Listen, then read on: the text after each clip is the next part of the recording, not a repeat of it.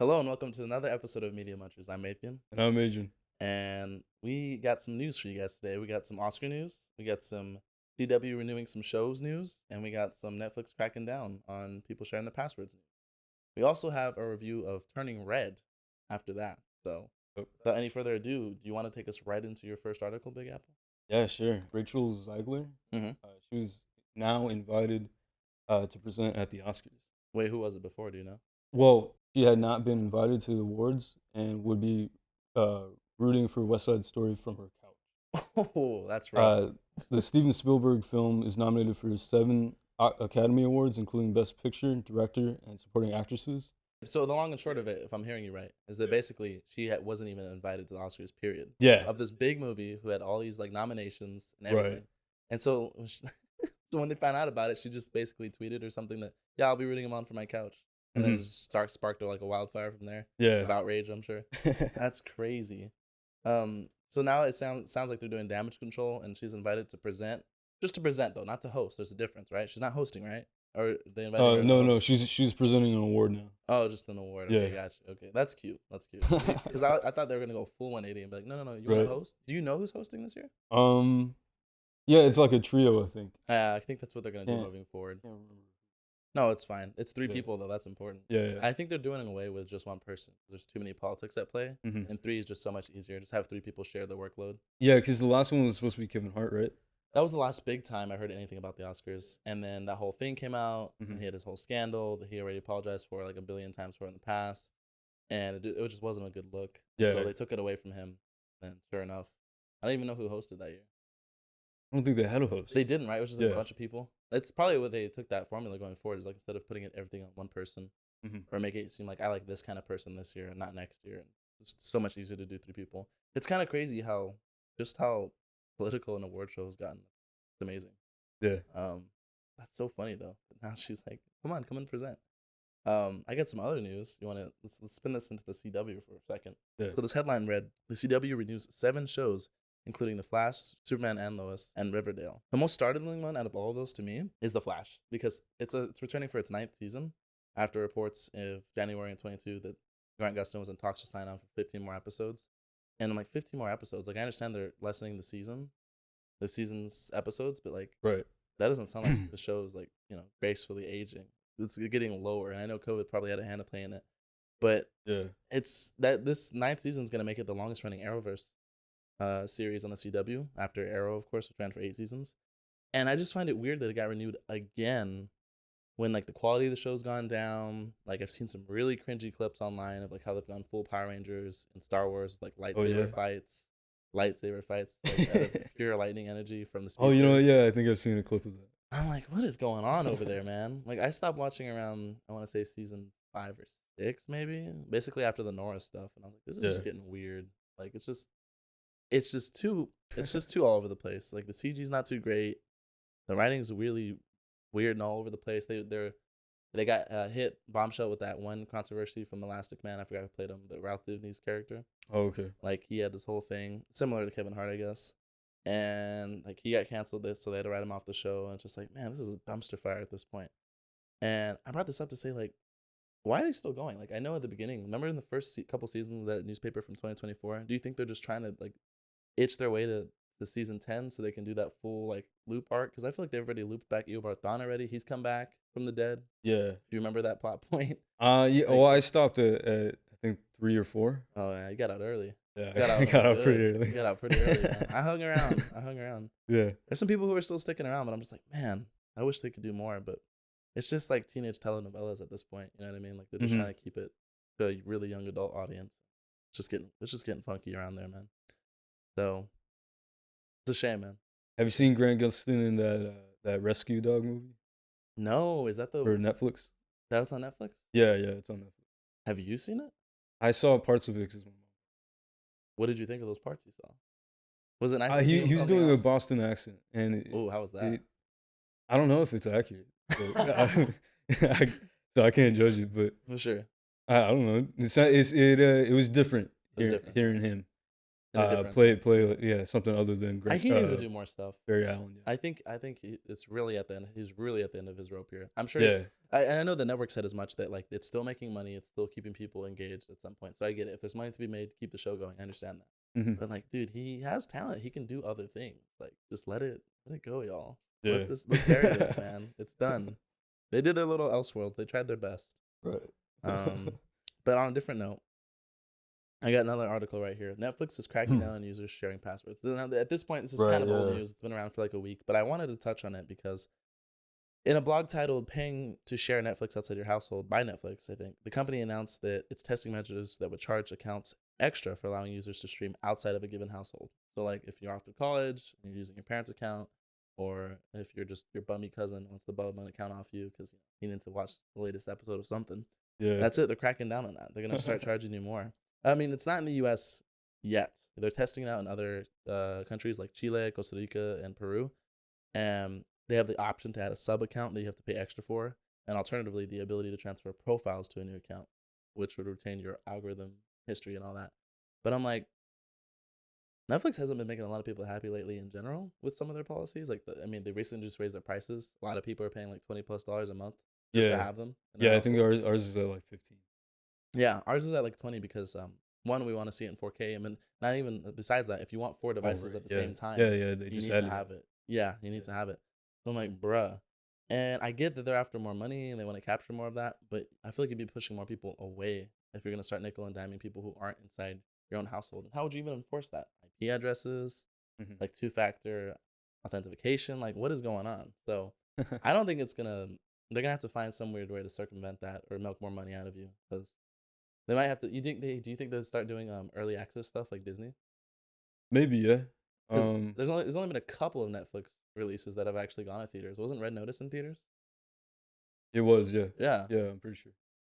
Do you think that's how they're gonna make their extra money? Like the big blockbusters are gonna be directly to theaters and Netflix, or I mean, they're gonna have to find out something else.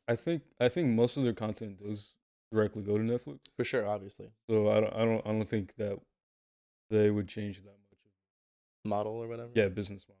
But the thing is like I don't know why I'm doing this work for them, but I'm trying to think of an alternative, because right.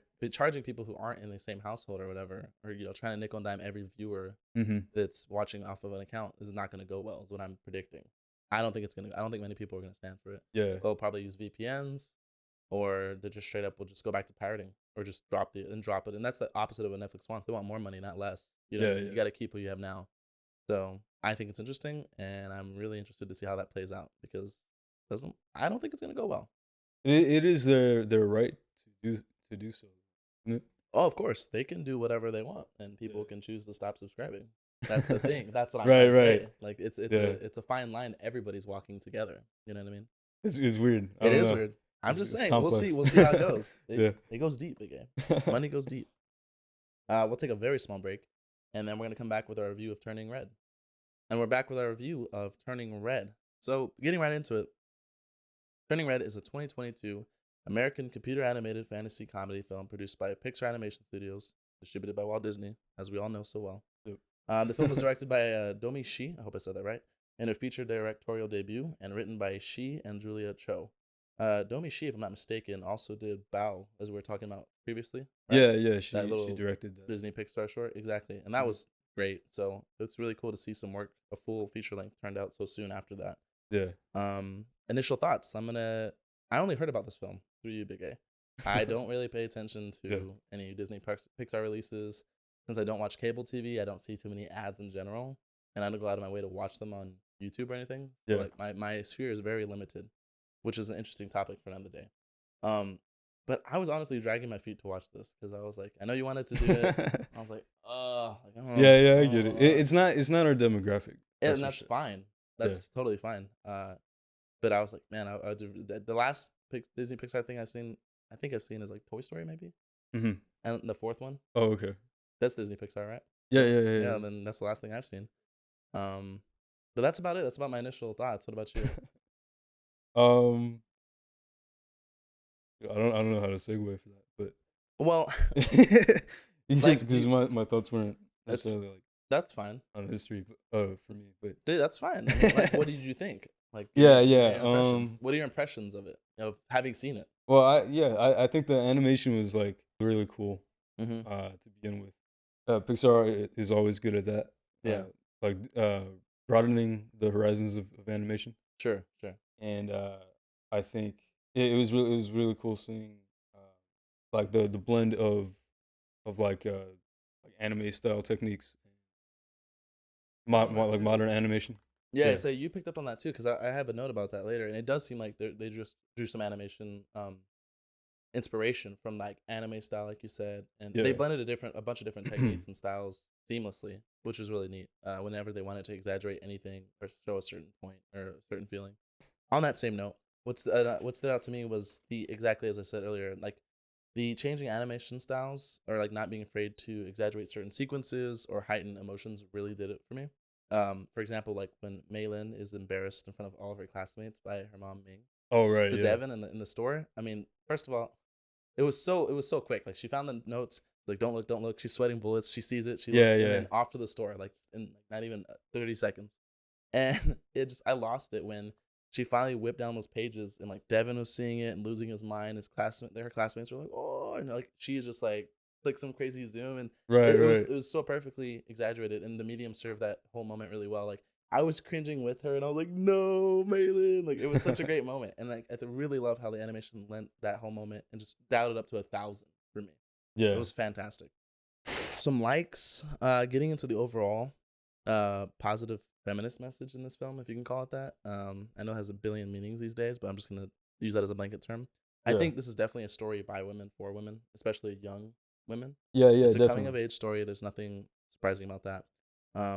But what I really appreciated about this film, and maybe it's because it's Disney Pixar and it's supposed to be a family movie, they like you could say empowered and just really showed off a woman's perspective and like a story for them without shitting on men every step of the way. I've seen so many Mm. films that are like maybe fail because of that, or it's just really kind of cringy and shoehorned in. Maybe it's like just I don't know. It's not my cup of tea. You know what I mean? Like Yeah, yeah, you can bring a group of people up without tearing everyone else down. That's what I really liked about this movie. yeah, yeah, definitely. That really sat well with me. So I hope I think everybody picked up on that, and I think it's the right message being sent. What else? Yeah, yeah. She also had like a healthy friend environment, Yeah, which and was nice to that see. was yeah, that's nice to see too. As opposed to her being alone or having really toxic friends. I mean, Hmm. that's a very at that age, you're super impressionable, Yeah, and it was really nice to see them like be there for her every step of the way. right. I was surprised that and I should have seen it coming. I was surprised that they got to see that she was a red panda and like and what that meant for them and like them monetizing it and just going the whole 9 yards with it. And I Right, was yeah, like, I did that not was think I thought it funny. was gonna be this crazy secret the whole movie, but of course things went off the rails. So that was great. I enjoyed the analogy of Ming assuming Mei Lin was starting her period and how the movie wasn't afraid to go there, like to that topic or whatever, and like didn't shy away from it, like we might have done 20, 30 years ago. Hmm. And it treated it that situation how a real family might. That was so sweet. Like I just loved how like the mom was just trying to do her best to be there for her daughter, and her daughter's like a real Yeah, freaking panda yeah. in the shower. Oh, I liked how we got like a huge kaiju at the Oh end of my the god, I movie like that. love that. It was funny how like all that kind of Led led to up that. to it. Didn't I just I didn't see the like 15 storylines it felt like Yeah. converging like that at the end. Like them actually going to the concert, the little rug pull when the concert wasn't a few days before her transformation, it was the day of. Yeah. Just the height and everything. I love that. And of course the kaiju at the end was fantastic. I could not believe when her dad said, "Yeah, your mom's pretty she was pretty big." I didn't like she's like, "Not that big." Like, that's Yeah. a freaking skyscraper destroying a whole. Oh my gosh, it was great. Another thing I enjoyed about the movie was the strict Asian parent stereotype is on full display here, Hmm. but it's portrayed with a sense of authenticity and a double meaning. Yeah, yeah, it's not like super toxic Yeah, either. and it's well, the Like, behavior can be, but the yeah. representation of it isn't. Is what I'm trying to say. Hmm. Like it's authentic to this film and maybe to some people's situations in real life. And I like that there was a reason for it. Like Ming's helicopter mom tendencies could be explained by her looking for the red panda spirit coming out in her daughter and trying to make sure she's doing the best for her and like so that she's carving her best path forward and like Right, not right. getting into danger. You know what I mean? Yeah, It's not yeah. just like one note or one dimensional or just it's not there for the sake of it being there. Like there's a reason for it. And I thought I really appreciated that. That was great. I love when people can express like their culture and their upbringing in their own way and like and not have other people write it out for them, you know? It Yeah. was nice. On that same note, I really love that emotional breakdown as Ming as a child in that emotional spirit panda, red panda world in the woods. I loved her cracking as a mother in her own child's body, like cracking under all the pressure Yeah, that that her was a mother great placed on her. moment. That was a fantastic Yeah. moment. And I love that her daughter was also there, like not to the rescue, but to her side to understand. Like, who understands you better than your own daughter who's going through the same exact thing you're going through? Right. That was such a powerful moment for me. I was Yeah, like, yeah, wow, and she was even able to teach her own mother a lesson which is great. doing that. Yeah, Yeah. and then like right immediately after, she got some closure from her grandmother, I guess her mom, Ming's mother. Mhm. Um, so that was another small great moment too. Yeah, and you could tell that there's like layers of that kind of occurring Yeah, throughout their family. yeah, generationally, Yeah. for sure, for sure. It was very, very, very nice. I liked it a lot. I love Fort Town. Fort Town was great. That Yeah. was such a great Yeah, boy band. 4 was That was good. such a great boy band. I Yeah. loved it. It was so good. Let's get into the dislikes. I really Yeah. didn't like how high octane and cringy the first 5 to 10 minutes were. We were talking about this with my brother earlier. Mm. It was just, it was so much. It was so fast paced. Like I couldn't catch my breath watching the first 5 to 10 minutes of this movie. Yeah. And I was like, this is. I hope the whole movie's not like this because this is like a lot. Mhm. And I was like, am I that out of touch? I'm like, am I a boomer? Like this is crazy. But it took some like my brother and I swear we were like trading winces at each other. Like, did that just happen? Like, so. But then it took some settling in to start to enjoy. And I get like they might have, like you said earlier, you said that they were trying to show her personality off. Yeah. then- Yeah, I think it has to do with her strong personality. Like some people might not be for it. Sure. Well, it's tamer throughout the rest of Yeah. the movie. What I think it is, my opinion, is I think it was to capture the younger child's attention span, like any younger audience member's attention, the first 5 minutes, Yeah. so that they're locked in and they're fully engaged the rest of the movie. You know what I mean? Yeah, that makes sense too. I think that's more where that's coming from, in Mhm. addition to her personality. What are your dislikes? I didn't out of the characters, Sure. I felt like Priya and was it Abby, the Yeah. two friends. Mm-hmm. Aside from Miriam, Mm-hmm. who was Pretty somewhat balanced. pretty somewhat balanced. They were more or less like caricatures Mhm. of what they could have been. I agree. Yeah, the Priya, like her being monotone, like you've written, is Yeah. it was funny and it worked for a lot of jokes, but like she could have shown other flavors. You know what I mean? There's no way. Yeah. Like even when she's crying, she's I think it had to do more with her expressions. Like they didn't really do anything with it. do anything with it aside Yeah. from her having like low eyes Yeah, or yeah. whatever. And I guess some would say that's the point. Like it's Right. animation, they're exaggerating someone who's like that, and she's only there to support the main character and yada yada yada. Yeah. But I know what you mean. Like I feel like they could have had a little more flavor in their dressing, so to speak. Same thing with Abby. She was just loud all the time, right? Like the little small one in the overalls, Yeah. was screaming and wanting to hug the panda. So I get you. Yeah, I think it is probably more appealing for kids. and I think that's why they obviously, kept and- them that way. Yeah, so think it it's would fine. make sense. A kid isn't coming looking for a 3-dimensional character. Yeah. They're just like they just want loud, bright colors. I get it, and they want to be entertained. But yeah, I think though, like some of the lines that Miriam's character could have had could have been shared like amongst the Right. friends or something. Right.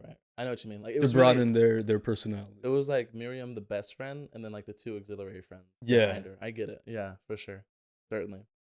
What else you got for me? Oh, so did you know this movie was supposed to be set in 2002? I did. I only caught that because at the beginning there was a postcard or something, and it was Maylin talking about herself and how she's like 2002 is perfect, so and so a perfect daughter or something like that. Oh, okay. And so yeah. that set the scene for me as I well. don't think I caught You that. didn't caught it, yeah. No, I was. You know, paying I attention. didn't even catch that until the third time I watched it for the podcast. He's like, I gotta let you know for the podcast. Yeah. I don't like it that much. No, go ahead. No, yeah, for the podcast. That her hair turned red You didn't notice after that? the panda. I thought it was red the whole time No, because of like Yeah. the family origin. No. So yeah, it's only red when they have the Yeah, panda yeah. spirit in them. Yeah, it took me the third time watching that. Jeez. No, that I yeah. noticed There's that. a lot of small details you can overlook. Like Yeah. my brother was like CDs. I think he didn't catch it either when like they gave him that 4-town CD or whatever. He was like CDs, and I was like, yeah, it takes place in 2002. And he's like, oh, because like where's everyone's phones and stuff? And they did show them later, but they're like the flip phones, like the really really old. Right, yeah. And then she had the Tamagotchi. and the camcorder. Yeah, the yeah. big Dinosaur camera. The Tamagotchi was nice. I like that touch. So Yeah, yeah, but do you feel like that was at all distracting? Like, did it make sense for the character um, or the the overall only story? way I think it did was that I feel like this was an imaginative retelling of perhaps like where the authors were at that age in that time period. It was like an Yeah. homage to their come up, like to their coming of age story, right? Hmm. And they just happened to mix in the fantastical elements of the Red Panda spirit with them. It sounded because you could have set this in modern times, but they Yeah. didn't for a reason, you know. And I think it really was that group of writers wanting to show their youth through a big screen movie. I think that's what it was, honestly. And Yeah, I think yeah, it I think works. so I think too. it works because they set it up that way and they really wrote everything. I mean, the boy band sells it. The technology of the time sells it. I mean, just everything about that era seems right to me, Yeah. based on what I saw. You know what was interesting? I noticed that compared to, I guess, Pixar films of the past, they went out of their way to show like people of color and like so much diversity in this film. Like almost there was people with like turbans on. There was a lot of people of color. There was like I hardly saw anyone who wasn't like from somewhere. Like it was just showing like the melting pot of Canada at that time. I Yeah. thought it was very interesting. Like Yeah, yeah. it That was I think that was like refreshing yeah, to see that. Yeah. it was weird though because I'm not used to it. Yeah, yeah, I that's was like, true. this is so interesting. Like and like that's the future. That's crazy. Um, Yeah. they've always existed Diversity. diversity, but showing it. So Right. that was a really nice touch. I appreciated it. And Don't you think this movie should have been theatrical? I feel like it would have benefited from it. Yeah. Certainly, you could have gotten tons of kids dragged out to the theater, or dragging the parents out rather to the theater to see this for sure. Yeah, because Batman's done so well, and so has Spider-Man. But yeah, but here's the thing: the people who hold So, the money are the people who hold the power, right? And right, right. anyone who's of age who wants to see that went to see it, whether it was with their parents or not.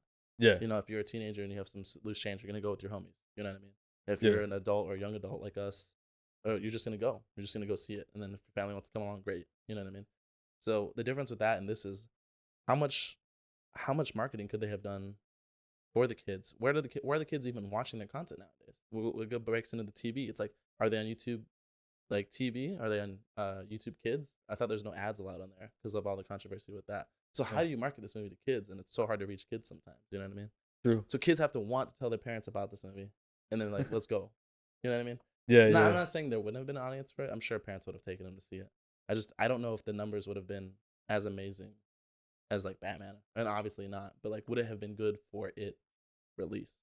Would it have been worth the trouble I think they definitely would earn more money than they are right now? having For it just sure. on Yeah, just on Disney Plus. for sure they would have earned more, no doubt. It's Yeah. just I wonder if it was worth the trouble of releasing it to them, and why not?